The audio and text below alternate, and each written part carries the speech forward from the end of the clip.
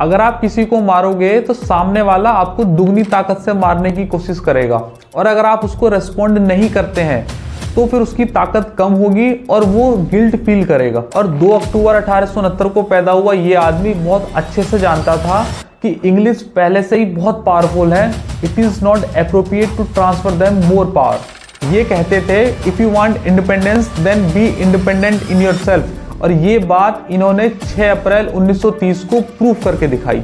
12 मार्च 1930 को दांडी मार्च शुरू हुई और उसी दिन इन्होंने ब्रिटिश गवर्नमेंट को एक लेटर लिखा कि 6 अप्रैल 1930 को सुबह 6:30 पर नमक का कानून तोड़ दूंगा, अगर दम है तो रोक लो। अपने 80 ट्रस्टेड फॉलोअर्स के साथ 240 मील की यात्रा तय करके जब ये दांडी पहुंचे, 80 वॉलेंटियर 60,000 इंडियंस में बदल गए। तो इतने सारे लोगों को देखकर ब्रिटिश सेना कुछ भी नहीं कर पाई और सबके सामने सुबह 6:30 बजे इन्होंने नमक का कानून तोड़ दिया।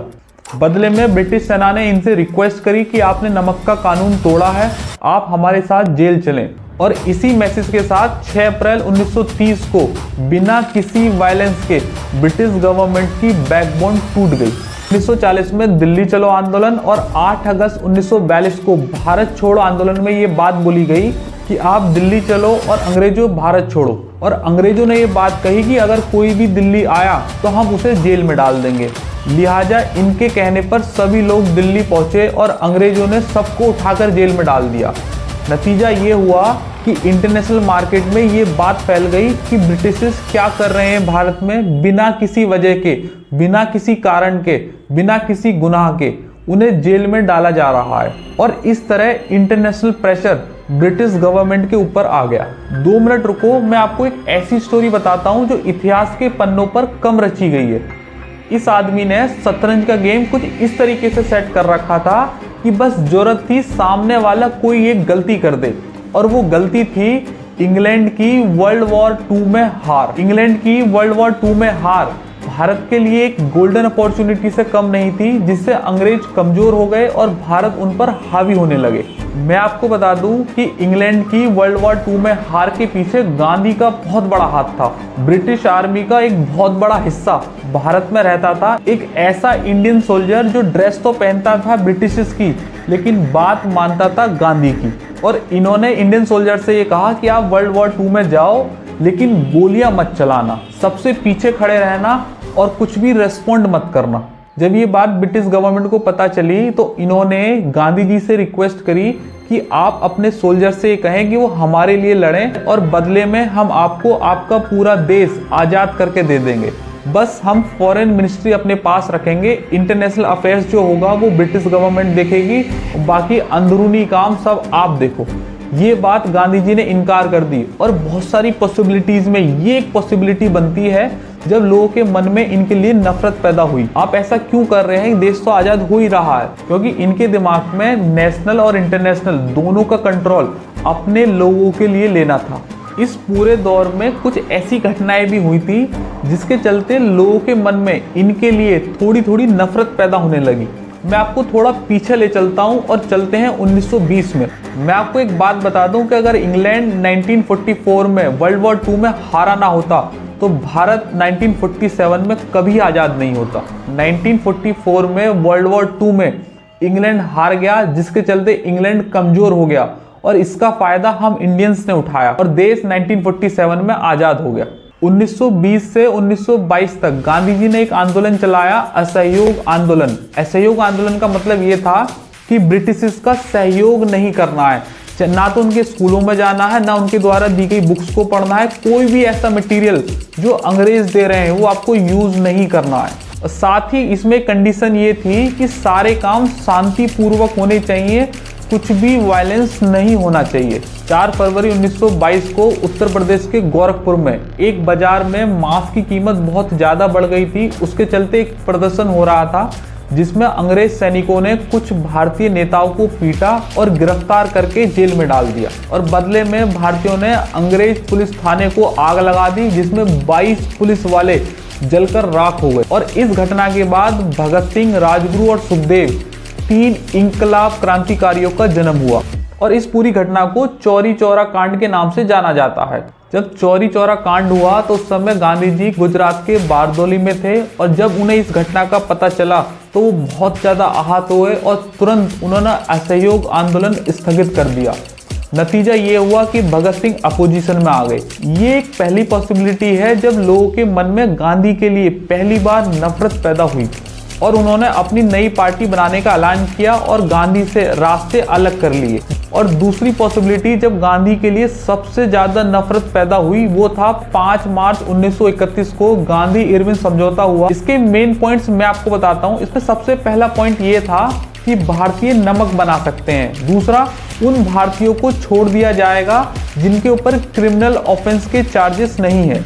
भगत सिंह, राजगुरु और सुखदेव रेड हैंडेड पकड़े गए थे जिसके चलते उन्हें नहीं छोड़ा गया। नतीजा 23 मार्च 1931 भगत सिंह, राजगुरु और सुखदेव को फांसी दे दी गई।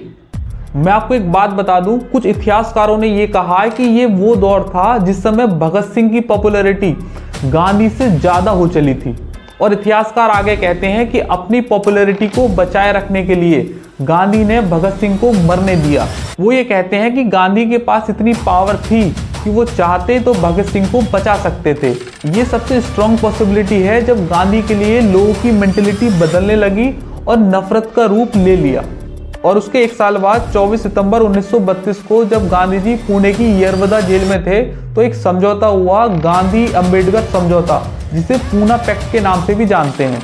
नतीजा, रिजर्वेशन को जन्म मिला और दलितों के लिए पृथक निर्वाचन मंडल की बात कही गई। और आगे होने वाले किसी भी चुनाव में 71 के बजाय 148 सीटें दलितों के लिए आरक्षित कर दी गई। उनके लिए शिक्षा के प्रबंध कराए जाएं और सरकारी नौकरियों में बिना किसी भेदभाव के उनके लिए भर्ती सुनिश्चित करी जाए। अंबेडकर साहब को बंगाल से लेकर मध्य प्रांत तक लोग बहुत चाहते थे। 1942 में अंबेडकर साहब ने एक बुक लिखी, स्टेट ऑफ माइनॉरिटी। इसमें इन्होंने पूना पैक्ट को धिक्कार दिया। विकिपीडिया के इस आर्टिकल को पढ़िएगा। अंबेडकर साहब ने कहा कि ये गांधी द्वारा रचा गया एक नाटक था। ये तीसरी पॉसिबिलिटी बनती है जब लोग गांधी से नफरत करने लगे। चौथी सबसे स्ट्रॉन्ग पॉसिबिलिटी है इंडिया पाक बाइफरकेट, भारत पाकिस्तान का बंटवारा। पटेल साहब ये चाहते थे दो अलग अलग सेपरेट कंट्रीज बने, एक हिंदू कंट्री और एक मुस्लिम कंट्री, लेकिन पार्टीशन कुछ इस तरीके से हो नहीं पाया। पार्टीशन में एक कंडीशन थी कि आप पर्टिकुलर टाइम ड्यूरेशन के चलते किसी भी देश में जाकर रह सकते हैं। गांधी जी हमेशा से कहते थे partition is not the solution, mentality is. बंटवारा समाधान नहीं है, लोगों की मानसिकता है। और आज आज़ादी के 75 साल से भी ज़्यादा हो गए, कुछ मुट्ठी भर एजुकेटेड पर्सन को छोड़ दिया जाए तो लोगों की मानसिकता आज भी नहीं बदली है। पांचवी पॉसिबिलिटी ये है कि exploit of young women bye Gandhi. अब इसमें मैं क्या ही बोल सकता हूँ, ये तो पॉइंट ही वैलिड नहीं है, फिर भी मैं आपको कुछ रिपोर्ट्स दिखाता हूँ। इनकी autobiography my experiments with truth, उसमें एजुकेशन एंड वुमेन एम्पावरमेंट पे एक बात बोली गई है, women has an equal right to freedom and liberty like a man. If you educate a man you educate an individual, but if you educate a women you educate an entire family. और ऐसे बहुत सारे इतिहासकार हैं, उनमें से एक famous इतिहासकार हैं रामचंद्र गुहा। इन्होंने 2013 में एक बुक लिखी द गांधी बिफोर इंडिया, जिसमें गांधी एक्सप्लॉइट वुमेन को लेकर बहुत सारी टिप्पणियां की गई हैं। इंडिया टुडे और हिंदुस्तान टाइम्स के इस आर्टिकल को पढ़िएगा। स्क्रीन पर इन दो फोटोज के चलते बहुत सारी कंट्रोवर्सीज हुई थी, लेकिन ये सच नहीं है जैसा कि लोगों को दिखाया गया था। 1940 से 1950 के दौर में वुमेन लाइक सरोजनी नायडू, कमला देवी चट्टोपाध्याय, राजकुमारी अमृता कौर, विजय लक्ष्मी पंडित, हंसा मेहता और ऐसी बहुत सारी महिलाएं जो गांधी की लाइफ से इंस्पायर्ड थी। और इन चीजों को ना देखते हुए लोगों ने क्रिटिक्स की बातों पर ज्यादा ध्यान दिया और नफरत इतनी ज्यादा बढ़ गई। आजादी मिलने के 5 महीने 15 दिन बाद 30 जनवरी 1948 को नाथूराम गोडसे ने महात्मा गांधी को 3 छाती पर गोली मारकर हत्या कर दी। और हमारे देश का कानून कितना अच्छा है वो इस बात से पता चलती है कि ये बात सबको पता थी कि नाथूराम गोडसे ने महात्मा गांधी को गोली मारी है। फिर भी 15 नवंबर 1949 को नाथूराम गोडसे को 1.5 साल के केस चलने के बाद फांसी दी गई। मैं आपको एक बात बता दूं, ये मेरी अपनी पर्सनल ओपिनियन है उन लोगों के लिए जो ये कहते हैं कि कि गांधी के अंदर बहुत सारी कमियां थी, वो बहुत ही बुरे आदमी थे। मैं आपसे एक सवाल पूछना चाहता हूं, क्या बुराई आपके अंदर नहीं है? क्या बुराई मेरे अंदर नहीं है? क्या बुराई आपके पेरेंट्स के अंदर नहीं है? क्या बुराई मेरे पेरेंट्स के अंदर नहीं है? क्या बुराई इस पृथ्वी पर ऐसा साला कौन सा आदमी है जिसके अंदर बुराइयां ना हो? क्या बुराई आपकी कंट्रीज में नहीं है? क्या बुराई मेरी कंट्री में नहीं है?